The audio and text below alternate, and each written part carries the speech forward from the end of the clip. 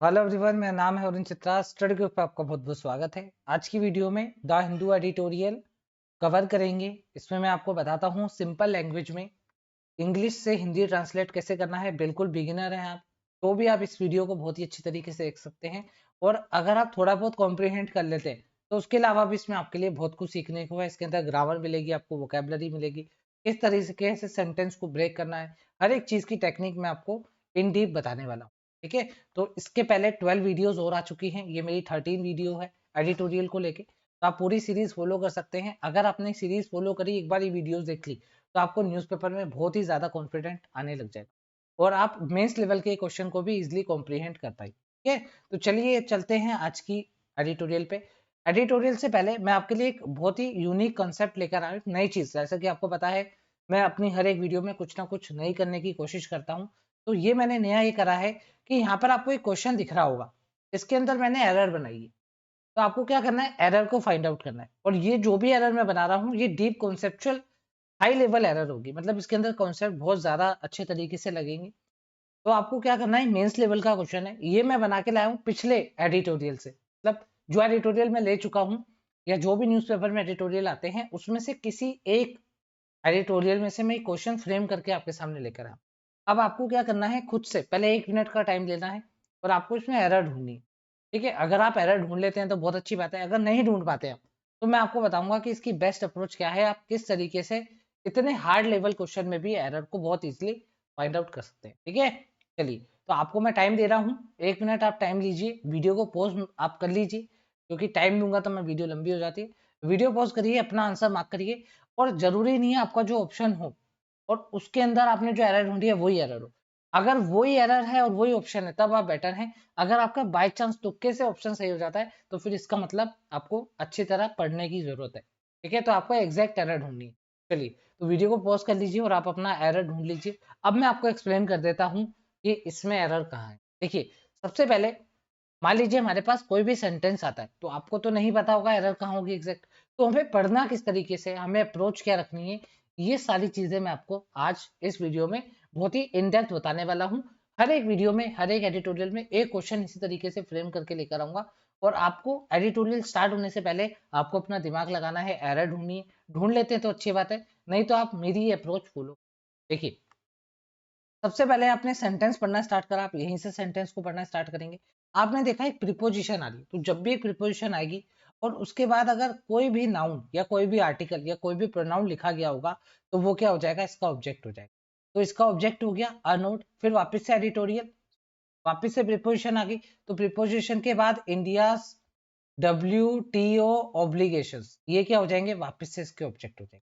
तो आपने देखा हमने सेंटेंस को पढ़ा और अभी तक हमें सब्जेक्ट नहीं मिला, सब ऑब्जेक्ट ऑब्जेक्ट भरा हुआ। अब देखिए कोमा दिख रहा है, तो कोमा के बाद एक न्यू सेंटेंस की हम स्टार्टिंग करते हैं। तो यहाँ पे जो न्यू सेंटेंस है वो क्या है, the shift. The shift article लगा हुआ है और शिफ्ट यहाँ पे नाउन है। तो यहाँ पर ये जो नाउन है ये एज अ सब्जेक्ट बन गया, क्योंकि देखिए कोमा की जस्ट बाद आ रहा है और कोमा की जस्ट बाद हम एक नया सेंटेंस लिखते हैं। ठीक है, तो यहाँ पर ये हमारा नया सब्जेक्ट बन गया। अब जैसे ही आपको पता चलेगा कि आपका सब्जेक्ट आपको मिल गया, तो आपको चेक करना है सब्जेक्ट सिंगुलर है प्लूरल। तो आप देखिए यहाँ पे जो सब्जेक्ट है आपका सिंगुलर है और इसके जस्ट बाद वर्ब आनी चाहिए। तो इसके अगर जस्ट बाद वर्ब नहीं आ रही है तो आपको ध्यान ये रखना है, जैसे ही आपको कोई वर्ब दिखेगी तो आपको चेक कर लेना है क्या वो सिंगुलर है प्लूरल है, क्या वो सही लगी हुई है नहीं लगी। तो बस इसी की हमारे पास पूरा का पूरा अप्रोच है, इसको आपको फॉलो। तो आपने पढ़ा द शिफ्ट लिखा हुआ था, ठीक है, वर्ब नहीं है कोई बात नहीं, हम वर्ब ढूंढेंगे। आगे प्रीपोजिशन आ गई फ्रॉम, तो फ्रॉम इंसेंटिव्स, तो ये क्या हो जाएंगे, इस फ्रॉम का ऑब्जेक्ट हो जाएगा। क्लियर है, टू आ गया, वापिस से एन लगा है, कोई भी आर्टिकल लगा होगा तो मतलब समझ लीजिए उसका ऑब्जेक्ट है। अगर प्रीपोजिशन के जस्ट बाद कोई भी आर्टिकल लगा हुआ है तो वो इसका ऑब्जेक्ट है। तो एन एनेबलिंग रिजाइन, तो दूसरी प्रीपोजिशन तक ये पूरा का पूरा इस टू का ऑब्जेक्ट हो गया। अभी तक वर्ब नहीं मिली है, हम वर्ब को ढूंढने निकले हैं। फिर ऑफ आ गया, तो ऑफ के बाद duty free remission, duty free sorry duty remission आ गया एंड एग्जेम्पशन स्कीम आ गया। ये पूरा का पूरा यहां से लेके ड्यूटी से लेके यहाँ स्कीम तक ये ऑफ का ऑब्जेक्ट हो गया। ठीक है, कोई दिक्कत नहीं है, अभी तक वर्ब नहीं मिली है, आगे चलते हैं। टू के बाद फैसिलिटेट ड्यूटी फ्री इंपोर्ट, ये पूरा का पूरा वापस से इसका क्या हो जाएगा, ऑब्जेक्ट हो जाएगा। इसका टू का ऑब्जेक्ट हो गया। क्लियर है, अभी तक वर्ब नहीं मिली है। चलिए आगे चलते हैं। ऑफ इनपुट्स रिक्वायर्ड, ये पूरा का पूरा क्या हो जाएगा, ऑब्जेक्ट हो जाएगा।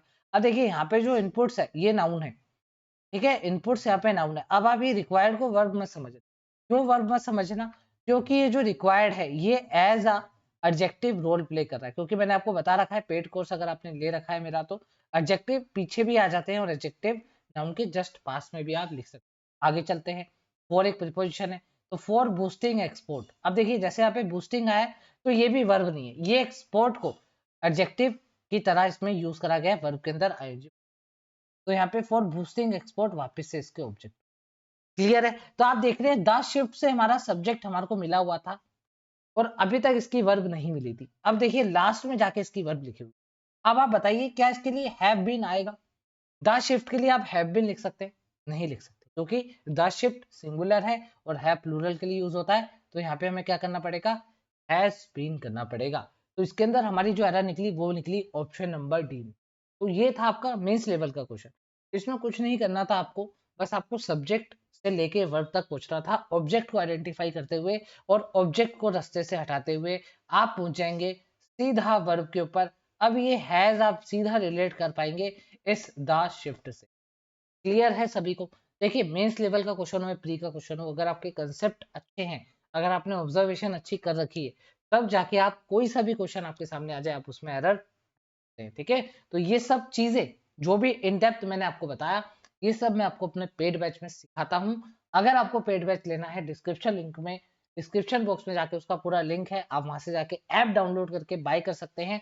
सिर्फ और सिर्फ 999 इसकी रेट रखी गई है और कुछ भी नहीं है, ठीक है। तो जो मैंने क्वेश्चन लिया था देख लीजिए, ये एडिटोरियल में से उठाया हुआ क्वेश्चन है।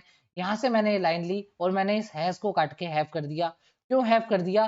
क्योंकि इसके जस्ट पार्ट में पोर्ट्स लिखा हुआ था, एक्सपोर्ट्स लिखा हुआ था। आपको लगेगा एक्सपोर्ट्स एक से ज्यादा है तो हैव आना चाहिए, जबकि वो गलत हो जाएगा। आपको इस वर्ब का सही सब्जेक्ट अगर पता होगा तभी आप इस एरर तक पहुंच पाएंगे। क्लियर है बात? समझ में आ गई सभी को? तो अगर इन डेप्थ आपको ये सब सीखना है, सीक्वेंस वाइज सीखना है, ऐसा नहीं है कि जब वीडियो आ गई आपने सीख लिया, कुछ कुछ नहीं सीखा, कुछ कुछ आ गया। तो अगर आपको बिल्कुल सीक्वेंस वाइज सीखना है तो आज ही आप मंजिल बैच ले सकते हैं। आपको गूगल प्ले स्टोर से ऐप डाउनलोड करके इसको बाय कर लेना है। वैलिडिटी लाइफ टाइम है, जब तक आपका सिलेक्शन नहीं होता आप इस वीडियो को देख सकते हैं, बहुत कुछ सीख सकते हैं। इसके अंदर मैंने लाइव मॉक सॉल्विंग ली है, टॉपिक वाइज अप्रोच बताइए, टॉपिक वाइज लिया है, वर्ड स्वैप कैसे करना है, मैच दी कॉलम कैसे करना है, फ्रेज रिप्लेसमेंट कैसे होगा, हर एक चीज की टॉपिक वाइज मैंने अप्रोच इसमें दे रखी है। पहले जंबल हो गया, हर एक चीज को मैंने डीपली इसमें बताया है। अगर आप भी चाहते हैं कम टाइम में आप इंग्लिश का कोर्स करना चाहते हैं और बिल्कुल एग्जाम ओरिएंटेड, रिजल्ट ओरिएंटेड इसके अंदर सिखाया गया है, आप जाके इसको बाय करके इसमें अच्छे से इसको सीख सकते हैं। सारी वीडियो आपको रिकॉर्डेड मिलेगी और जो भी लाइव वीडियोस होंगी वो आपको नोटिफिकेशन आ जाएगा, आप लाइव वीडियोस भी अटेंड कर सकते हैं, ठीक है। इसमें मैंने स्पेशल फोकस करा है ट्रिक्स पे, रूल्स पे और ऑप्शन एलिमिनेशन मेथड्स पे बहुत ज्यादा फोकस करा, ठीक है। तो ये था। तो चलिए चलते हैं आज का ट्यूटोरियल स्टार्ट करते हैं। उम्मीद करता हूँ आपको मेरा जो नया इनिशिएटिव है इस चीज को लेके, जो हर एक एडिटोरियल से पहले आपको ये क्वेश्चन दिया जाएगा, आपको अच्छा लगा होगा। तो प्लीज वीडियो को लाइक कर दें, शेयर कर दें और सब्सक्राइब कर दें। आपका सपोर्ट ही मुझे मोटिवेट करता है रेगुलर वीडियो बनाने के लिए, ठीक है। चलिए अब देखिए आप सबको पता होगा मेरी एक न्यू सीरीज मैंने लॉन्च करी है 120 मॉक्स। मैं इसके अंदर मैंने ये इनिशिएटिव लिया है, बहुत बड़ा इनिशिएटिव है। 120 मॉक्स इंग्लिश के पूरे मॉक्स, जिसके अंदर आरसी भी होगा, पैराजंबल भी होगा, लिंदा ब्लैंक्स भी होंगे, क्लोज टेस्ट भी होंगे, सब कुछ मैं आपको सोल्व करवाऊंगा यूट्यूब पर। अगर आप चाहते हैं सीरीज को मैं कंटिन्यू रखूं तो आप जिस भी ग्रुप में जुड़े हुए हैं या आप जहां तक भी मेरा ग्रुप के बारे में या मेरी ये वीडियोस के बारे में आप पहुंचा सकते हैं। यूट्यूब पे होगी फ्री वीडियोस है 120 मूक्स। अगर आप ये वीडियो का लिंक या वीडियो के बारे में अगर आप किसी भी ग्रुप में पहुंचा सकें तो इससे रिस्पॉन्स अच्छा मिलेगा और मेरा भी मोटिवेशन होगा कि मैं इस वीडियो को रेगुलर रखूं और आप तक 120 मूक्स का टारगेट पूरा कर सकूं, ठीक है। चलिए स्टार्ट करते हैं आज की वीडियो। तो आज की वीडियो का जो हमारा एडिटोरियल है उसका नाम है नो स्मॉल चेंज। क्या लिखा गया है? Know small change. क्यों लिखा गया है, क्या बात है, पूरा इन डेप्थ पढ़ेंगे, समझते हैं इसकी हेडिंग को। तो यहाँ पे बोला जा रहा है अ मार्केट लिंक स्टैंस। अब आप देखिए मैं आपको अक्सर बोलता हूँ आप एडिटोरियल जब पढ़ते हैं तो वोकेबलरी को नोट डाउन करिए, क्योंकि वोकेबलरी बार बार रिपीट होती है। आप देख रहे हैं यहाँ पे स्टैंस का यूज हुआ, एक पहले एडिटोरियल मैंने लिया था उसमें भी स्टैंस का यूज करा गया था, ठीक है। स्टैंस का मतलब मैंने आपको बताया था एटीट्यूड, एटीट्यूड के बारे में बताया था। इसका मतलब क्या होता है, एटीट्यूड होता है, मतलब एक तरीके का रवैया आपका कैसा है, इस तरह को दिखाता है। तो यहाँ पर ये किस सेंस में यूज हो रहा है समझते हैं। यहाँ पे बोला जा रहा है अ मार्केट लिंक इंस्टेंस, ये जो मार्केट लिंक इंस्टेंस है सीम्स, ऐसा दिख रहा है टू हैव बीन अबेंडेड, जिसको त्यागा जा रहा है, अबेंडेड का मतलब त्यागा हुआ, छोड़ा हुआ, जिसको त्यागा जा रहा है किसके लिए, फॉर स्मॉल सेविंग रेट्स के लिए, किसके लिए, फॉर स्मॉल सेविंग रेट्स के लिए। अब इसकी जरा सी हिंदी करते हैं अच्छी तरीके से, कैसे हिंदी करेंगे आप। हमारा मोटिव ये है इंग्लिश पढ़ते ही थोड़ा बहुत मोटा मोटा समझ में आ जाए बोला क्या जा रहा है। तो यहाँ पे बोला जा रहा है अब मार्केट लिंक स्टांस है, मतलब जो मार्केट से लिंक करता हुआ एटीट्यूड है। अब यहाँ पे मार्केट लिंक का मतलब ये है, फॉर एग्जाम्पल मान लीजिए अभी प्राइस रेट बढ़ रही है, स्टॉक मार्केट से आप इसको रिलेट कर सकते हैं, स्टॉक बढ़ रहे हैं, स्टॉक मार्केट अच्छा चल रहा है, तो ये लोग क्या करते थे, स्मॉल सेविंग रेट्स में, स्मॉल सेविंग स्कीम्स होती हैं, स्मॉल सेविंग रेट्स कहते हैं उसको, स्कीम के अंदर रेट्स जो लगाई गई होती हैं, जैसे हमारा जो अकाउंट होता है सेविंग अकाउंट, उसमें कितनी रेट पे आपको इंटरेस्ट मिलेगा, या एफडी हो गया उस पर किस रेट पे आपको इंटरेस्ट मिलेगा, तो ऐसे स्मॉल सेविंग स्कीम होती है।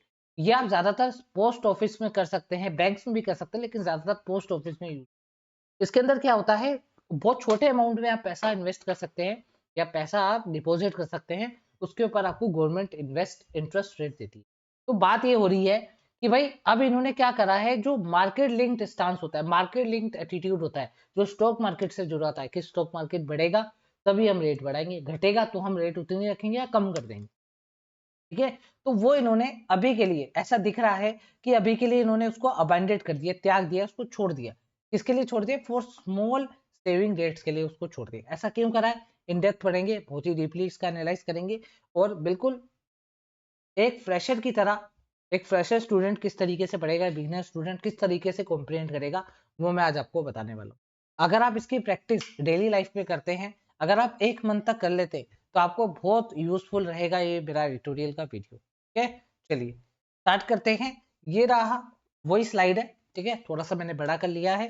चलिए, तो यहाँ पर क्या बोला जा रहा है, जो भी इंपॉर्टेंट वोकेबलरी आपको मिलेगी तो वो आप नोट डाउन करते जाएंगे। चलिए, तो यहाँ पे क्या बोला जा रहा है, इंडियन हाउस इंडियन हाउस का जो फाइनेंशियल सरप्लस है, मतलब हाउस होल्ड का मतलब घरेलू, मतलब जो घर में जो डोमेस्टिक आपका फाइनेंशियल सरप्लस होता है।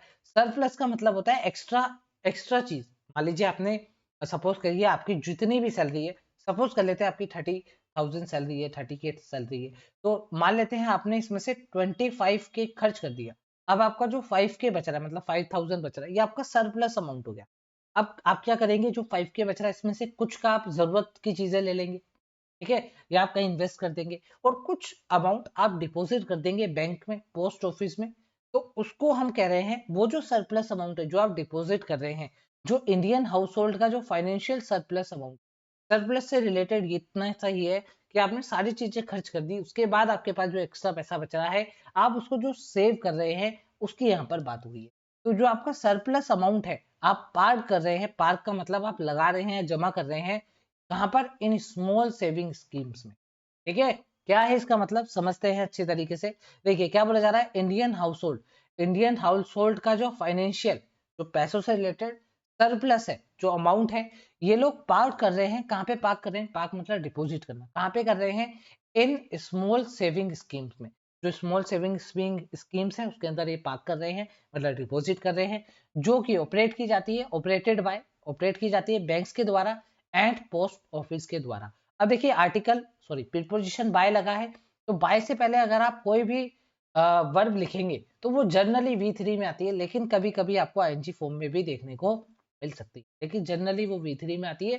तो देखिए क्या बोला जा रहा है, जो कि ऑपरेट की जाती है किसके द्वारा, बैंक्स और पोस्ट ऑफिस के द्वारा। अब बोला जा रहा है गोट, गोट मतलब है ना, ठीक है, got a significant flip this quarter, मतलब उनको एक सिग्निफिकेंट फ्लिप मिला है, फ्लिप का मतलब एक बहुत ही अच्छा खासा उनको बढ़ोतरी देखने को मिली है, फ्लिप का मतलब बढ़ोतरी देखने को यहाँ पर मिली है इस क्वार्टर के अंदर, ठीक है, जो क्वार्टर चल रहा है इस क्वार्टर के अंदर। क्लियर है यहाँ तक, आई होप आप सबने इसकी ट्रांसलेशन बहुत अच्छे से कर लिया होगा, ठीक है। चलिए आगे बढ़ जाते हैं, आगे क्या बोला जा रहा है, कोमा लगा है, विद द गवर्नमेंट रेजिंग, साथ साथ गवर्नमेंट ने रेस कर दिया है, क्या रेस कर दिया है, द रिटर्न्स, इसके ऊपर returns, on most such scheme, such scheme का मतलब पहले जो स्कीम्स की बात हो चुकी है उसकी बात हो रही है।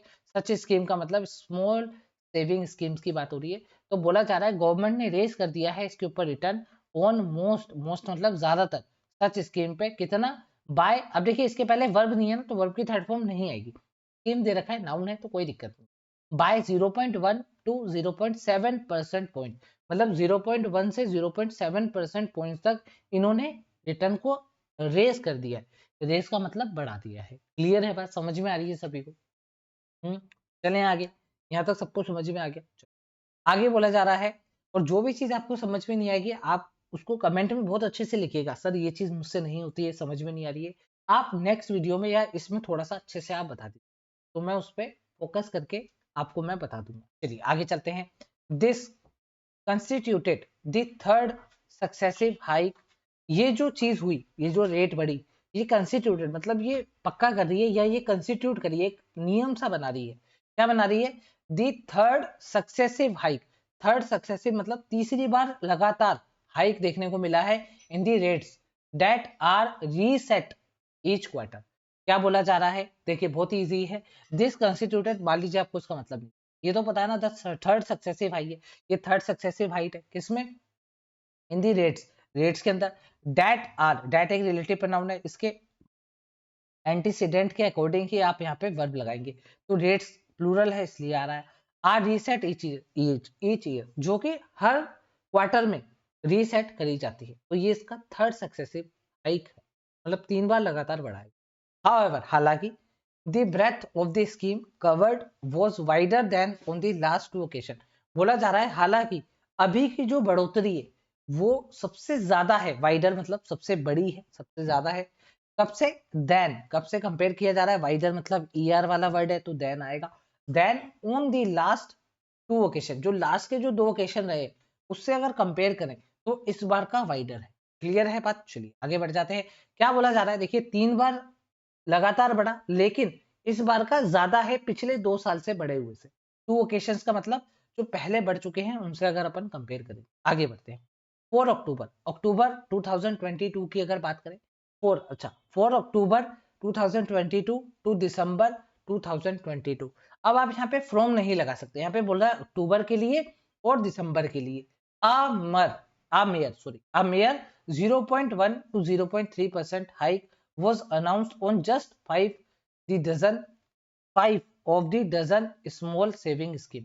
तो यहाँ पे क्या बोला जा रहा है कि सिर्फ, मेयर मतलब जरा सा, मतलब छोटा सा आप कह सकते हैं, 0.1 टू 0.3% हाइक देखने को मिला है, वो अनाउंस, जो कि अनाउंस किया गया है ऑन जस्ट, इसके ऊपर सिर्फ और सिर्फ ऑन जस्ट 5 डजन में से। देखिए 5 ऑफ, ये सिलेक्शन का काम करता है नाउन के। रूल नंबर 12 में मैंने आपको बहुत अच्छे से सिखा रखा है ये, ठीक है, कि जब कभी भी ऑफ का सेंस आए, ऑफ दा का सेंस अगर आए, तो आप सिलेक्शन की बात करें तो किस में से सेलेक्ट करेंगे? हमेशा ज्यादा में से करेंगे। तो डजन थे यहाँ पर, डजन क्या थी? स्कीम थी, मतलब करीब करीब आपके पास डजन स्कीम है, उसके अंदर से सिर्फ 5 के ऊपर इतना बड़ा है। आगे बढ़ते हैं। बस इस तरीके से आपको यहाँ पर कॉम्प्रीहेंड करना है। अब क्वेश्चन ये बन सकता है कि कितनी स्कीम के ऊपर बढ़ा है, तो आपको 5 लगा देना है वहां पे। अगर आरसी बनेगा इसके ऊपर तो इस तरीके से आरसी बन सकता है। चलिए आगे चलते हैं। यहाँ पे क्या बोला जा रहा है? दी फर्स्ट क्वार्टर ऑफ 2023, देखिए वापस से सिलेक्शन की बात होगी।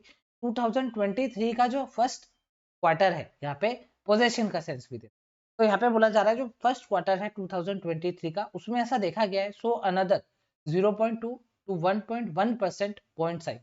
उसमें क्या देखा गया है? 0.2 का और 1.1% पॉइंट्स का हाइक देखने को मिला है ऑन 8 स्कीम। अब इसमें 8 स्कीम के ऊपर देखने को। क्लियर है? यहाँ तक सभी को समझ में आ गया? बहुत ही इजी। वर्ड टू वर्ड आपको हिंदी नहीं हो रही है तो कोई बात नहीं, आप जंप करके जो जो मेन वर्ड है आप उसकी हिंदी कर लीजिए, आपको थोड़ा वो समझ में आ जाएगा बोला क्या। अगर कोई वर्ड वाकई में अलग आ गया तो आप उसकी गूगल जाके ट्रांसलेट कर सकते हैं, और कॉपी में नोट डाउन जरूर करना, ठीक है, वो रिपीट होता है बात। चलिए नेक्स्ट स्लाइड पे चलते हैं। तो दीज इंक्रीज, ये जो इंक्रीज है, came after a long pause in rate since April 2020। तो ऐसा बोला जा रहा है ये जो आपको इंक्रीज देखने को मिल रहा है, ये बहुत लंबे, लॉन्ग पॉज का मतलब बहुत लंबे अंतराल के बाद, बहुत लंबे अंतराल के बाद अब देखने को मिला है। कब से पोस्ट चला आ रहा था? ये पोस्ट चला आ रहा था सिंस अप्रैल 2022 से, ये पोस्ट जो है चला आ रहा था, ठीक है। अब जाके ये क्या हुआ है? इंक्रीज हुआ। क्लियर है बात, समझ में आ गई? चलें आगे चलते हैं। एज, जैसे ही, देखिए एज बहुत सारे मतलब लेकर आता है। एज आपके लिए एग्जाम्पल भी लेकर आएगा कभी, एज आपके लिए इसलिए मतलब बिकॉज का सेंस भी देगा एज आपको, और एज आपको ये भी बताएगा जैसे, जैसे कि द सेंट्रल बैंक स्टार्टेड, जैसे ही का भी सेंस देगा। जैसे ही सेंट्रल बैंक ने स्टार्ट करा रेट को हाइक करना लास्ट ईयर से, एंड और किसके ऊपर, गवर्नमेंट बॉन्ड याइल्ड के ऊपर, हार्डन। अब हार्डन का मतलब ये है टाइट कर दिए कुछ, क्या क्या चीज, देखिए बॉन्ड याइल्ड को यहाँ पे ब्रैकेट में दिया है तो बॉन्ड याइल्ड के बारे में बताया जा रहा है। ऐसे बॉन्ड याइल्ड जो कि स्मॉल सेविंग रेट से लिंक्ड थे। क्लियर है बात? ऐसे बॉन्ड याइल्ड को इन्होंने हार्डन कर दिया, लेकिन इन्होंने रेट को हाइक करा है लास्ट ईयर। ठीक है, क्लियर है? चले आगे चलते। There was a widening gap. अब देखिए मैंने आपको बताया है देयर जब भी स्टार्टिंग में आए और इसके जस्ट बाद अगर वर्ब लिखी हो तो आपको, जैसे हम क्या करते हैं सब्जेक्ट पहले पढ़ते हैं फिर वर्ब लगाते हैं ना, लेकिन जब कभी भी देयर आ जाए और भी वर्ड होते हैं, दिस भी होता है इसके अंदर, दिस भी इंक्लूड है, ठीक है, तो इसके बाद हमें जो भी वर्ब लगानी पड़ती है तो हमें चेक करके आना पड़ता है आगे नाउन कैसे। अगर आगे नाउन सिंगुलर है तो वर्ब भी सिंगुलर, अगर आगे नाउन प्लूरल है तो वर्ब भी आपकी प्लूरल आती है। तो आपने देखा देयर के बाद वर्ब आ रखी है तो आपको आगे जाके चेक करके आना। ये सब होता है ग्रामर के कॉन्सेप्ट को रिपीट करने का तरीका। एक न्यूज़पेपर सिर्फ आपको हिंदी ट्रांसलेशन नहीं देता है, आपको ग्रामर के रूल्स को रिपीट करने का भी मौका देता है। तो यहाँ पे क्या लिखा हुआ है, देयर वोज लिखा है तो आगे एक ही चीज होनी चाहिए, तो एक ही चीज है। अ वाइडनिंग गैप, एक बहुत बड़ा गैप है। गैप तो यहाँ पर देखिए आर्टिकल ए आया है इस गैप के लिए, अब ये वाइडनिंग ये बता रहा है गैप कैसा था, बहुत ही बड़ा गैप था। क्लियर है? बिटवीन, और बिटवीन के साथ हमेशा एंड लगता है। अगर कभी न्यूज़पेपर में टू लगा हो तो आप इग्नोर कर दें, एग्जाम में हमेशा बिटवीन के बाद आपको एंड लगा के आना है। तो बिटवीन कहां से कहां तक, the extent rate and the rate prescribed by the formula recommended by the Shyamlal Gopinath panel. अब देखिए इसका मतलब क्या है, बहुत ही अच्छे से समझना। देयर वॉज एक गैप है, there was a widen gap, बहुत बड़ा गैप है। किसके बीच में गैप है, किसके बीच में गैप है, कोई दो चीजों के बीच में गैप। एक चीज है दी एक्सटेंट रेट, जो एक्सटेंट रेट, ये जो रेट को एक्सटेंड करे, एक्सटेंड मतलब बढ़ाना, एक एडजेक्टिव है, जो रेट को एक्सटेंड करते, जो रेट, ये जो रेट एक्सटेंड हुई है ना इसके बीच में, और इसके बीच में गैप है जो रेट्स प्रिस्क्राइब की गई थी, मतलब जो रेट का बताया गया था इस तरीके से रहेगा, किसके द्वारा बताया गया था। देखिए प्रिस्क्राइब्ड वर्ब आ गई, बाय के जस्ट पहले लग रहा है तो V3 है, जो कि प्रिस्क्राइब्ड की गई थी किसके द्वारा, एक फॉर्मूला था बाय द फॉर्मूला, जो फॉर्मूला रिकमेंड किया गया था किसके द्वारा, देखिए वापस से बाय आ गया तो यहाँ पे V3, जो फॉर्मूला रिकमेंड किया गया था किसके द्वारा, दी श्यामालाल गोपीनाथ पैनल, श्यामलाल गोपीनाथ पैनल के द्वारा जो फॉर्मूला रिकमेंड किया गया था, और जो रेट इन्होंने बढ़ाई है उसके बीच में काफी बड़ा गैप है। अब वो गैप क्या है समझते। डैट वोस, अब ये डैट वोस किसके लिए आया, ये डैट रिलेटिव प्रोनाउन है इस गोपीनाथ पैनल का ही, तो इसके लिए आया है। ये जो वोस ऑफिशियली एडॉप्टेड, ये जो पैनल है, ये जो आप कह लीजिए फॉर्मूला है, इसको क्या किया गया था, इसको अडॉप्ट किया गया था। कब अडॉप्ट किया गया था, 2026 में अडॉप्ट किया था। एक और चीज जो मैं अक्सर अपने स्टूडेंट को बताता हूँ, एक होता है अडॉप्ट, एक होता है अडेप्ट, और तीसरी चीज भी होती है, एक होता है अडेप्ट। देखो तीनों के अंदर सिर्फ वोवल का फर्क है, ओ, ए और ई, तीनों के मीनिंग बहुत अलग होते हैं। अगर मैं अडॉप्ट बोल रहा हूँ तो मैं किसी चीज को एक्वायर कर रहा हूँ, ले रहा हूँ, है ना, अडॉप्ट कर रहा हूँ, किसी चीज को ले रहा हूँ। अगर मैं अडेप्ट बोल रहा हूँ तो मैं किसी चीज में ढल रहा हूँ, किसी मौसम में, किसी सिचुएशन में। तो जब मैं ढलने की बात करूंगा, खुद को ढालने की, ये ढलने की अगर मैं बात करूंगा तो मैं अडेप्ट लगाऊं। क्लियर है बात, समझ में आ गई? और अगर मैं अडेप्ट लिख रहा हूँ तो अडेप्ट का मतलब ये है मैं किसी चीज में एक्सपर्ट हूँ, तब मैं अडेप्ट लिख रहा हूँ। अडेप्ट होता है आपका एडजेक्टिव, इसका मतलब ये आपको बताता है कि आप किस चीज में अडेप्ट है, किस चीज में आप एक्सपर्ट है, माहिर है। तो जब कभी भी किसी एक्सपर्ट के सेंस में अगर आपको कोई वर्ड लगाना हो तो आप अडेप्ट लगाइए, ई वाला वर्ड लगाइए।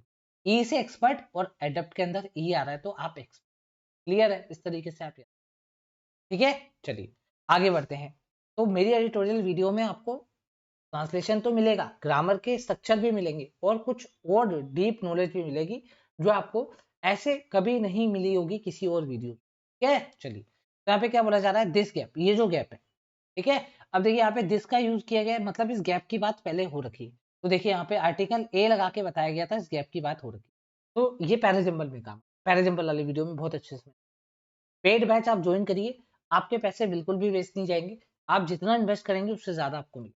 तो आ गैप, आपने गैप का इंट्रोडक्शन दिया तो आर्टिकल ए या एन लगाया, तो यहाँ पे ए लगाया, ठीक है। अब वापस से अगर इस गैप की बात होगी तो दिस हो गया, ठीक है। दिस गैप, ये जो गैप है स्टूड पहुंच चुका है एट, कहां तक पहुंच चुका है, देखिए लेवल बता रहा है कहां तक पहुंच चुका है, 44 टू 77, ठीक है। कहां तक पहुंच चुका है, 44 टू 77 बेसिस पॉइंट तक पहुंच चुका है। ये जो गैप है कितना हो गया, 0.44 से 0.77 बेसिस पॉइंट तक हो गया। बेसिस पॉइंट का मतलब ये है 2 के बाद पॉइंट लगाना है, जितना भी लिखा हुआ है जितना भी लिखा हुआ है 2 गिनो लास्ट से और पॉइंट लगा, 0.44 से 0.77 तक ये गैप जो है पहुंच गया। आफ्टर, कब पहुंचा है, after the meagre hike. Meagre hike का मतलब ये होता है बहुत ही छोटी जरा सी हाइक जो इन्होंने करी थी अक्टूबर के अंदर। कितनी करी थी, 1 बेसिस पॉइंट, नहीं ये तो extra information, 1 basis point equals to 0.01% होता है, जैसा कि मैंने आपको 2 के बाद आपको पॉइंट लगाना है, 2 के बाद मैंने, क्लियर है बात, समझ में आ गई, ठीक है। चलें आगे, ठीक है। तो यहाँ पर बोला जा रहा है जो मीगर हाइक किया गया है उससे भी ये जो गैप है 0.44 से 0.77 तक ही पहुंचा है अभी। चले आगे चलते हैं। नाउ डैट गैप, देखिए इस गैप के पीछे पड़ेंगे, डैट गैप, और डैट के बाद मैंने आपको बता रखा है, जो जिसने भी मेरे पेड कोर्स ले चुके हैं बहुत सी बातें बता रखी है, अभी जितनी आ रही है मैं उतनी बता रहा हूँ। अगर आप सीक्वेंस में सब सीखना चाहते हैं तो आपको पेड कोर्स लेना पड़ेगा, सारी चीजें फ्री में नहीं बता सकते आप, लेकिन जो भी मुझे लगेगा आपको बताने लायक है मैं बता दूँ। देखिए डाइट के बाद या तो न्यू सब्जेक्ट आता है या फिर वर्ब आती है, 2 चीजें आती है। तो यहाँ पे गैप एक न्यू सब्जेक्ट है, न्यू सब्जेक्ट है तो इसकी वर्ब आ गई, ठीक है। दैट गैप इज जीरो और मार्जिनल ऑन 6 स्कीम। ये जो गैप है कभी कभी जीरो भी है, या तो जीरो है या मार्जिनल, बहुत ही कम 0.1 है, बहुत ही मार्जिनल। कब, किसमें, 6 स्कीम, 1 डजन स्कीम बोली थी उसमें से 6 स्कीम के अंदर ये जो गैप है जीरो है या मार्जिनल है, बिल्कुल ना के बराबर। बट आगे बट फॉर 5 स्कीम, लेकिन उसमें से जो 5 स्कीम है, अब नेगेटिव बात होगी, यहाँ पे पॉजिटिव बात होगी ना, बट के बाद अपोजिट बात होती है। पैराजंबल में सब बहुत ही डिटेल में मैंने बताया किस तरीके से बट का यूज करके भी आप सेंटेंस को जोड़े। पैराजंबल वाले पूरा का पूरा 3-4 वीडियोस लिए, ठीक है। बट फॉर 5 स्कीम, जो 5 स्कीम है उसमें नेगेटिव बात करनी पड़ेगी। इट इज स्टिल, अभी भी ये 5 बेसिस पॉइंट से लेके 82 बेसिस पॉइंट तक बना हुआ है, मतलब 0.05 से लेके 0.82 बेसिस पॉइंट तक गैप बना हुआ है। 0.82 बेसिस मतलब लगभग 1% हो गया, ठीक है। चलिए आगे बढ़ते हैं, आगे का इसमें आगे स्लाइड में। तो यहाँ पे क्या बोला जा रहा है, दीज इंक्लूड, ये जो बातें हैं ये क्या इंक्लूड करती है, दीज इंक्लूड। अब देखिए दीज किसके लिए आए, दीज आए इन 5 स्कीम्स के लिए दीज आए, ठीक है। इसके अंदर क्या इंक्लूड है, इसके अंदर आपका इंक्लूड है the public provident fund, PPF, मतलब पब्लिक प्रोविडेंट फंड इसमें इंक्लूड है, ठीक है।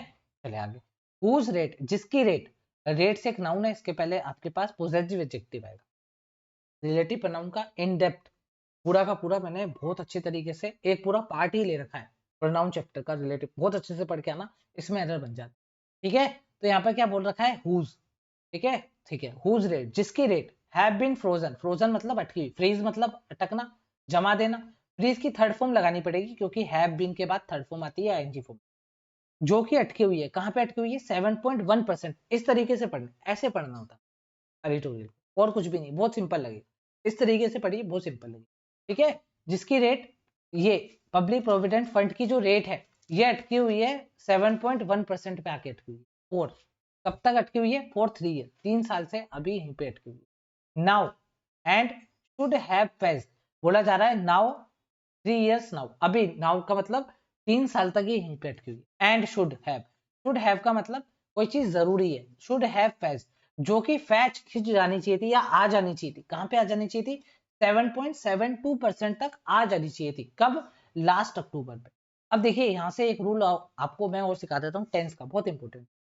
आपने जब भी लास्ट या पास्ट देखा, देखिए यहाँ पे लास्ट लिखा हुआ है, जब भी आपको सेंटेंस के अंदर लास्ट या पास्ट दिखे, बहुत ध्यान से समझ रटना नहीं है, समझना बात को, जब भी आपको लास्ट या पास्ट दिखेगा सेंटेंस में, इसके बाद पॉइंट ऑफ टाइम दे रखा हो, कोई भी पॉइंट ऑफ टाइम आपको दे रखा हो, तो आपके पास 3 सेंटेंस आ सकते हैं, मतलब 3 टेंस आ सकते हैं। पिछले वीडियो में बता रखा है, वापस से आके देख लेना, वापस से रिपीट नहीं कर, लेकिन सॉरी माय मिस्टेक, गलत बोल दिया, समझना बात। जब भी लास्ट या पास दे रखा होगा, पॉइंट ऑफ टाइम दे रखा होगा, तो सिर्फ एक ही टेंस आ सकता है, सिर्फ एक ही टेंस, क्या आ सकता है, V2 आ सकता है, सिर्फ और सिर्फ V2 आएगा, ठीक है। सिर्फ और सिर्फ V2 आएगा, ना हेड लगेगा, ना वोज लगेगा, ना वर लगेगा, लेकिन वोज और वर लग सकता है, कब लग सकता है, देखिए जैसे यहाँ पे लास्ट देखा हमने, लास्ट अक्टूबर देखा, तो देखिए यहाँ पे ओनली V2 आ रहा है, ठीक है। फैज डाल रखा है। अब ये शुड हैव इसलिए लिखा गया है, मैंडेटरी क्लोज है, अभी यहाँ तक पहुंच जाना चाहिए। ठीक है, क्लियर है बात। देखिए क्या होना चाहिए था, V2 आना चाहिए था, लेकिन कभी कभी क्या होता है वोज या वर का भी यूज कर लेते हैं। वोज और वर का यूज आपको कब करवाना है, आपको वोज या वर का यूज जब करवाना है जब आपको बाय लिखा हुआ मिल जाए, बाय लिखा हुआ मिल जाए जब जाके V2 तो आएगा, लेकिन सॉरी अब V3 आएगा ना, वोज या वर अगर लग जाएगा तो V3 आएगा। ठीक है, लेकिन आप वोज और वर का यूज जब भी करेंगे जब सेंटेंस में बाय लिखा गया होगा, पैसिव में बनेगा तब। अगर बाय नहीं है तो सिंपल V2 आएगा, ना वोज आएगा ना वर आएगा ना हेड आएगा। ठीक है, क्लियर है बात। वो क्या करते हैं एग्जाम में लास्ट देंगे तो आप समझ जाएंगे पास्ट की बात है, लास्ट की बात है, तो आपको यहाँ पर वो हेड लिख के भी दे सकते हैं, हेड के बाद V3। ठीक है, लेकिन आपको चेक करना, हेड तो आएगा ही नहीं किसी भी सूरत में। कभी कभी वो वोस के बाद भी V2 V3 लिख देते, आपको लगेगा पास्ट की टेंस है वो चलने दो, लेकिन आपको बाय ढूंढना पड़ेगा। अगर बाय दे रखा है तभी आप वोस के बाद V3 मान, नहीं तो आप एरर लगा। ठीक है, चलिए आगे बढ़ जाते हैं। तो यहाँ तक सबको समझ में आ गया। तो बोला ये जा रहा है कि ये जो दीज इंक्लूड, ये जो स्कीम है इसके अंदर इंक्लूड है प्रोविडेंट फंड, जिसकी रेट अभी तक 7.1% पे ही अटकी हुई है पिछले 3 सालों से, एंड शुड हैव फेज, जिसको अभी तक आ जाना चाहिए था 7.72% तक। कब आ जाना चाहिए था, लास्ट अक्टूबर तक ही आ जाना, एंड 7.76% हो जाना चाहिए था इस क्वार्टर के लिए, लेकिन कहां पे अटकी हुई है 7.1%। एज पर, अगर हम देखें एज पर दी फॉर्मूला, अगर हम फॉर्मूला के हिसाब से देखें, ठीक है, फॉर्मूला के हिसाब से अगर देखें तो उनको इस पे आ जाना चाहिए, लेकिन वो अभी तक 7.1% पे अटके। आगे बढ़ते हैं, गवर्नमेंट मैंडरीन्स। अब देखिए आपको अगर मैंडरीन्स का मतलब नहीं पता तो आपको देख कर आना चाहिए। इसका मतलब ये है गवर्नमेंट के जो लोग हैं या गवर्नमेंट के जो ऑफिशियल्स हैं, आप मैंडरीन को इज इक्वल टू मान लीजिए ऑफिशियल्स, तो गवर्नमेंट के जो मैंडरीन्स है वो ऐसा इंडिकेट करते हैं, एक से ज्यादा है तो इंडिकेट वर्ब की प्लूरल फॉर्म, वो ऐसा इंडिकेट करते हैं they are not inclined. Inclined का मतलब होता है उनका ऐसी इच्छा नहीं है, मन नहीं है। दे आर नॉट इंक्लाइंड, उनका ऐसा मन नहीं है टू हाइक, क्या का मन नहीं है, हाइक करने का, दी PPF रेट, इन इसको हाइक करने का उनका कोई भी मन नहीं। क्योंकि एज देखिए मैंने आपको कहा था एज बहुत तरीके से यूज होता है, एज क्योंकि इट्स रिटर्न, क्योंकि इसके ऊपर इट्स मतलब PPF का बात हो रही है, its returns are tax free, क्योंकि इसका जो रिटर्न होता है वो टैक्स फ्री होता है। अब आपको ये नहीं समझना है क्यों टैक्स फ्री होता है, हम यहाँ पर GA पढ़ने थोड़ा ना पाते हैं, हम यहाँ पे तो क्या कहते हैं CA का थोड़ी ना कोर्स कर रहे हैं, हमें सिर्फ थोड़ा मोटा मोटा आइडिया। क्या बोला जा रहा है, its return are tax free, क्योंकि इसके रिटर्न क्या होते हैं, टैक्स फ्री होते हैं। अनलाइक, अनलाइक का मतलब होता है किसी भी चीज से अपोजिट, लाइक का मतलब सिमिलर, अनलाइक का मतलब opposite. Unlike in the case of other scheme, अगर और स्कीम से अगर अपन रिलेट करें तो इसके जो रिटर्न्स होते हैं वो टैक्स फ्री, क्या होते हैं, वो टैक्स फ्री होते हैं। मतलब इसके ऊपर आपको जो भी इंटरेस्ट मिलेगा, ठीक है, या इससे जो भी इंटरेस्ट आपको मिलेगा उस पर आपको कोई भी टैक्स नहीं, ठीक है। अगर अदर किसी स्कीम से बात करें तो हो सकता है उसमें रिटर्न्स पे टैक्स देना पड़ता हो, इसलिए अनलाइक वर्ड का यूज करा। अनलाइक का मतलब ये हो जाता है कि किसी भी चीज से अलग। चलें आगे, चलिए। If, if that is so, अब इसका मतलब क्या है, अगर ये बात ऐसी बात है तो it must publicly restate it's policy position, अगर ऐसा है तो इनको पब्लिकली रीस्टेट कर देनी चाहिए। रीस्टेट का मतलब आप कह सकते हैं कि इनको क्लेरिफाई करना चाहिए, रीस्टेट वापस से बताना चाहिए कि ऐसा क्यों कर रहे हैं, ये पॉलिसी की पोजीशन ऐसी क्यों। येट, हालांकि ऐसा सेंस आप ले सकते हैं, yet the returns on the Sukanya Samriddhi account scheme, ये जो हालांकि जो रिटर्न मिलता है सुकन्या समृद्धि अकाउंट के ऊपर, which are also tax free. अब विच इसलिए यूज करा है, नॉन लिविंग थिंग है, ठीक है। अब यहाँ पर आर किसके लिए आया, अब देखिए आर स्कीम्स के लिए नहीं आया, स्कीम्स अगर होता तब आ रहा था, आर यहाँ पर आया द रिटर्न्स के लिए। क्यों आया, क्योंकि कोमा लगते ही एक नया सब्जेक्ट आता है, तो नया सब्जेक्ट क्या है, द रिटर्न है, उनके बाद वन एक प्रिपोजिशन है, the Sukanya Samriddhi scheme object हो गए, तो यहाँ पर विच रिलेट कर रहा है इस रिटर्न को। ये जो रिटर्न होते हैं ये क्या होते हैं, ऑल्सो टैक्स फ्री होते हैं। जो रिटर्न आपको सुकन्या समृद्धि अकाउंट में मिलते हैं ये भी टैक्स फ्री होते हैं। तो आगे क्या बोला जा रहा है, लेकिन कोमा लगा है, वर हाइक टू 8% दिस क्वार्टर, बोला जा रहा है हालांकि ये भी होते हैं टैक्स फ्री, लेकिन फिर भी तरीके का सेंस आ रहा है, इसको हाइक करा गया, 8% तक हाइक करा गया इस क्वार्टर के लिए। तो आगे चेक करते हैं भाई ऐसा क्यों करा गया, ये भी टैक्स फ्री था, PPF भी टैक्स फ्री था, इस पे तो आपने रेट नहीं बढ़ाई, इस पे तो आपने 3 साल तक अटका रखी, लेकिन आपने इस पे बढ़ा दी, जबकि ये भी टैक्स फ्री है, तो ऐसा क्यों हो रहा है, चेक करते हैं। वर हाइट टू 8% तक बढ़ा दिया दिस क्वार्टर में। आगे बढ़ते हैं, इट्स ओनली ऑस्टेंसिबल डिफरेंस। अब देखिए ऑस्टेंसिबल का मतलब ये होता है, मैं अभी आपको एक्सप्लेन कर, मान लीजिए आपके पास है ना 5 लड़के खड़े हैं, मैं एक्सप्लेन करता हूँ इसका मतलब, 4 और 5 लड़के खड़े हैं, ठीक है, और आपने कहा था कि सब रेड कलर की ड्रेस पहन के आएंगे। आपने क्या कोड रखा, जो रेड कलर की ड्रेस पहन के आएगा मैं उसको अलाउ करूंगा। अब इसमें से जो बीच वाला है ना, ये ब्लैक कलर की ड्रेस पहने, तो आप साफ देख लेंगे इसको, विजिबल होगा आपके लिए, इन चारों इन पांचों में से विजिबल होगा ना ब्लैक वाला। आपने तो रेड रेड बोला था पहन के आने को, ये ब्लैक पहने हैं। तो ये नोटिसेबल है ना, जो भी चीज नोटिसेबल होगी वो क्या होगी, ऑस्टेंसिबल। जो चीज नोटिसेबल होगी वो ऑस्टेंसिबल भी। तो only, it's only ostensible difference with the, बोला जा रहा है कि सिर्फ एक ही ऐसा डिफरेंस है इन दोनों में, यहाँ पे इन्होंने बढ़ा दी, टैक्स फ्री था, वहां पे इन्होंने नहीं बढ़ाई। तो इसके अंदर एक ही चीज नोटिस करने वाली ये है, विथ दी 1960s ओरिजिन। अगर हम मतलब इसके जो ओरिजिन ओरिजिन मतलब जहां से शुरुआत हुई थी, इस पीपीएफ की जो शुरुआत हुई थी, is it was launched by, जो कि लॉन्च किया गया था current government to encourage saving for the girl child. देखिए इसकी शुरुआत हो गई थी 1960s का ओरिजिन, ऐसा आप कह सकते। तो बोला जा रहा है it was launched by the current government to encourage saving for girl child. इसमें जो एक डिफरेंस साफ देखने को मिला, ऑस्टेंसिवली मतलब नोटिसेबल, नोटिसेबल जो डिफरेंस है वो ये देखने को मिल रहा है कि ये जो स्कीम है, तो कन्या समृद्धि अकाउंट स्कीम, ये लॉन्च करी गई है करंट गवर्नमेंट के द्वारा। इसलिए हो सकता है कि ये लोग इसी पे इंटरेस्ट रेट बढ़ाने, हो सकता है पीपीपी, इससे मतलब समझ में आता है इनडायरेक्ट अगर क्वेश्चन बनना होगा, तो जो पीपीएफ स्कीम है वो हो सकता है प्रीवियस गवर्नमेंट ने लागू करी हो, या प्रीवियस गवर्नमेंट ने चलाई हो, या लॉन्च, तभी ये सोच रहे हैं उस पर नहीं करते, अभी हमने जो अपनी स्कीम निकाली है उस पर हम करते, ठीक है ना, क्लियर है। तो ये एक रीजन देखने को मिला है। आगे चलते हैं, आगे हमने पढ़ा the general provident fund rate for government employees has also been retained. और जो गवर्नमेंट प्रोविडेंट फंड होता है, जनरल प्रोविडेंट फंड होता है, वो भी इन्होंने रिटेन्ड, रिटेन मतलब उसी जगह आपने बरकरार रखा हुआ है, रिटेन कर रखा है 7.1। बट बट के बाद अपोजिट बात करनी पड़ेगी, यहाँ पे नेगेटिव बात होगी। क्या नेगेटिव बात हुई है कि यार इन्होंने सेम रखा है, लेकिन बट देयर डियरेंस, देयर किसके लिए आए, इन एम्प्लॉइज के लिए दे रहा है, गवर्नमेंट जो एम्प्लॉइज है, ठीक है। अब आप कहेंगे सर अगर यहाँ पे आप देयर लगा रहे हैं तो यहाँ पे आप हैज क्यों लगा रहे हैं, अगर एम्प्लॉइज एक से ज्यादा है तो हैज क्यों आएगा। क्लियर कर देता हूँ, हर एक चीज क्लियर कर देता हूँ। यहाँ पे जो हमारा सब्जेक्ट है, देखिए डॉट लगा है, डॉट के बाद नया सेंटेंस लिखेंगे ना, ठीक है।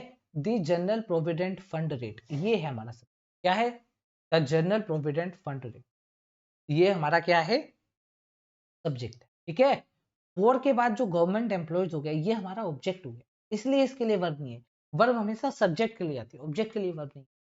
अगर आपको कंफ्यूजन होता है सब्जेक्ट वर्ब को ढूंढने में, तो आप मेरा पेड कोर्स लीजिए, बहुत ही डिटेल में बच्चों की तरह बताया कैसे ढूंढें, सारे कंसेप्ट हर एक तरीके से। अगर क्वेश्चन मॉडिफाई होके आ जाए, सेंटेंस का स्ट्रक्चर एडवांस लेवल का हो, तब कैसे आइडेंटिफाई करना, बहुत ही डिटेल में बताया।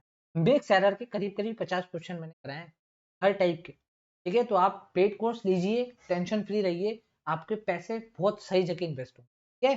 सिर्फ 999 आपको इन्वेस्ट करना, सिर्फ 999, ठीक है।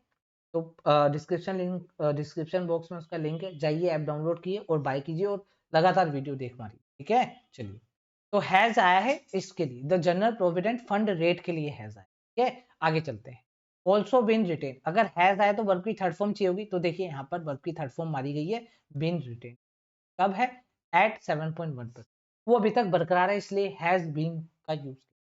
बट देयर डियरेंस, देयर यहाँ पर आया एम्प्लॉइज, ठीक है, but their dearness allowance has been hiked, लेकिन उनके जो डियरेंस अलाउंस है उनको हाइक किया गया। यहाँ पे बट के बाद पॉजिटिव बात करनी पड़ेगी ना, यहाँ पे आपने नेगेटिव कर दी, अटके हुए, यहाँ पे आपने कहा कि उनको हाइक किया गया। एंड अ रिव्यू, और रिव्यू चल रहा है, ऑफ देयर बेनिफिट्स, उनके बेनिफिट पे, under the new pension scheme, उनके बेनिफिट्स के ऊपर रिव्यू चल रहा है, वो रिव्यू डाल रहे हैं, चेक कर रहे हैं, ठीक है। पेंशन स्कीम के ऊपर इज अंडरवे, वो अंडरवे है अभी, मतलब उस पर काम चल रहा है, क्लियर है, बहुत इजी समझ में आ गया। चलिए आगे बढ़ते हैं, आगे क्या बोला जा रहा है, वाइल पीपीएफ सेविंग, जो प्रोविडेंट फंड सेविंग है, आर, देखिए सेविंग्स अब एक से ज्यादा हो गया तो आर लगाना पड़ेगा, आर कैप्ट, कैप्ट कर रखा है उसको, क्या कैप्ट कर रखा है, देखिए जो लिमिट बताई जाएगी आपको, ठीक है ना, जो टॉप लिमिट अगर आपको बताई जाएगी तो वो हमेशा एट से बताई जाएगी, एट 1.5 5 लाख a year, एक साल में इतनी तक आप कर सकते हैं उसमें। क्या है, this budget raise the limit, और ये जो बजट है ये रेज करने वाला था क्या, इस लिमिट को, on a couple of small saving scheme, मतलब कुछ कुछ ऐसे सेविंग स्कीम्स हैं जिसके ऊपर ये रेज करेगा इस। आगे बढ़ते हैं, to multiple times of debt, इसके लिए मल्टीपल टाइम्स वो क्या करेगा, रेज करने की कोशिश करेगा, या रेज करी गई है इस बजट में बताया गया है। रेज का मतलब रेज कर दी गई है, कोई चीज बढ़ गई है, ठीक है। आगे चलते हैं, बस खत्म ही होने वाला है। इट इज परहैप्स, हालांकि, नो कॉन्सिडेंस, इसमें कोई कॉन्फिडेंस नहीं है, that the last time small saving rate, जो लास्ट टाइम, जो पहले जब बढ़ी थी, वो कब बढ़ी थी, across the board was in January 2019। बोला जा रहा है कि इसमें कोई भी शक नहीं है, हालांकि इसमें कोई भी कोइंसिडेंस नहीं, कोइंसिडेंस का मतलब ऐसा कोई भी कोइंसिडेंस नहीं है कि ये सिर्फ ये तुक्के से उड़ी है चीज, कोइंसिडेंस का मतलब आप तुक्का भी मान सकते हैं। ऐसा इसमें कोई भी कोइंसिडेंस नहीं है कि लास्ट टाइम जो इंक्रीज हुई थी 2019 में हुई थी, क्यों हुई थी, क्योंकि अहेड, आगे, आगे क्या थे, लोकसभा की बैटल थी, मतलब इलेक्शंस थी, इसलिए उन्होंने करा था। और इस टाइम भी आप देखिए अगले साल क्या है, 2024 है, इलेक्शन है, और इवन इस साल में भी एंड में काफी सारे इलेक्शन है। तो हो सकता है इंटेंशनली इन्होंने सुकन्या जो भी इन्होंने सुकन्या समृद्धि स्कीम जो बताई उस पर रेट बढ़ाए हैं, क्योंकि इसी गवर्नमेंट ने लॉन्च करा है। तो गवर्नमेंट कहीं ना कहीं ये दिखाना चाह रही है कि जो स्कीम हम लॉन्च कर रहे हैं उस पर देखिए आपको बेनिफिट, ठीक है, क्योंकि अगले साल आपके इलेक्शन है और इस साल के एंड में भी आपके। तो बोला जा रहा है इसमें कोई भी कॉन्सिडेंस नहीं है, पिछले साल भी जब इलेक्शन आने होते हैं तभी ऐसा करते हैं, अभी भी इलेक्शन आने वाले हैं तभी ऐसा करते हैं, ठीक है। आगे चलते हैं, डेट सेवरल स्टेट, सेवरल के बाद हमेशा नाउन प्लूरल आता है, ठीक है। Several state vote this year and the general election loom in 2024 may have influenced the latest. तो बोला जा रहा है वही बात है कि सेवरल कुछ स्टेट ऐसी है कि जिसका जो इलेक्शन होंगे, जनरल इलेक्शन वो इस साल में होंगे, और जो जनरल इलेक्शन है मतलब मेन प्राइम मिनिस्टर की जो इलेक्शन है वो लूम मतलब आने वाले हैं, लटक रहे हैं 2024 में वो, ठीक है। तो मे हैव इन्फ्लुएंस, तो ये क्या सोच रहे हैं, मे हैव का मतलब ऐसी कोशिश की जा रही है ये इन्फ्लुएंस कर सके दी लेटेस्ट हाइक, ये जो लेटेस्ट हाइक है ये उसको इन्फ्लुएंस कर दे as a feel good device, मतलब एक अच्छा यहाँ पे छवि बना दे उस इलेक्शन के लिए गवर्नमेंट के प्रति, ऐसा यहाँ पर बोला। आगे चलते हैं, and even ended, even ended का मतलब ये होता है बिल्कुल ट्रांसपेरेंसी, बिल्कुल पारदर्शिता, सब कुछ साफ दिखे, एंड इवन हैंडेड, हैंडेड मतलब साफ हाथ, एंड ट्रांसपेरेंट पॉलिसी अप्रोच। बोला जा रहा है एक इवन एंडेड और sharp hand, sorry transparent policy approach की जरूरत है, रेदर देन, ऐसी चीज की हमारे को जरूरत है, रेदर देन मतलब किसके बजाय, इस चीज के बजाय इस चीज की जरूरत है। तो हमारे को किस चीज की जरूरत है, एक इवन हैंडेड की जरूरत है, साफ हाथ, सब कुछ साफ दिखे, एक ही तरीके से यूज हो, ऐसा नहीं कि आपका प्रॉफिट है तो आप कर रहे हैं, नहीं है तो नहीं कर रहे हैं, एंड एक ट्रांसपेरेंट पॉलिसी अप्रोच होनी चाहिए, रेदर देन, इसके बजाय एक क्यू एनियल। देखिए क्यू एनियल का मतलब ये होता है कि कोई भी चीज हर 5 साल में होगी, हर 5 साल में अगर कोई चीज होती है तो उसको वोकेबलरी के वोकेबलरी एक बनाई गई है उसके लिए, क्यू क्यू एनियल, ठीक है। इसका मतलब क्या होता है, कोई भी चीज हर 5 साल में हो रही है, ऑफ रिलीफ फॉर स्मॉल सेवर्स, बोला जा रहा है कि हर 5 साल में आप जो स्मॉल सेवर्स हैं हमारे, उनको रिलीफ देने की बजाय आप एक इवन एंडेड और ट्रांसपेरेंट पॉलिसी अप्रोच लेके आइए। आप बताइए हर साल में या हर 2 साल में हम ऐसे रेट्स बढ़ाएंगे, चाहे इलेक्शन हो या नहीं, वुड इंस्पायर मोर कॉन्फिडेंस। ये जो चीजें हैं, ये अगर आप अप्रोच लेकर आएंगे, ये ज्यादा इंस्पायर करेगी, ज्यादा कॉन्फिडेंस लाएगी, जो आपके वोटर्स हैं वो समझेगी इस बात को, और जो स्मॉल सेवर हैं उनको बहुत ज्यादा कॉन्फिडेंस मिलेगा इस बात को, ना कि इलेक्शन को। क्लियर है बात। तो ये था आज का ट्यूटोरियल, उम्मीद करता हूँ आपको बहुत ही अच्छे से मैंने समझाने की कोशिश करी होगी। अब जरूरी नहीं है मैंने सब कुछ समझाया हो, आप नीचे डिस्क्रिप्शन, नीचे कमेंट में आप बताइए कि आपके क्या क्या सजेशन है, क्या क्या चेंजेस लाने चाहिए। और अगर आपको वीडियो अच्छी लग रही है तो आप लाइक कर सकते हैं, इसको शेयर कर सकते हैं, जिससे कि वीडियो को अच्छा रिस्पॉन्स मिले और मेरा भी मोटिवेशन बढ़े कि मुझे वीडियोस और बनाने चाहिए। ठीक है, चलिए मिलते हैं नेक्स्ट वीडियो में, जब तक के लिए।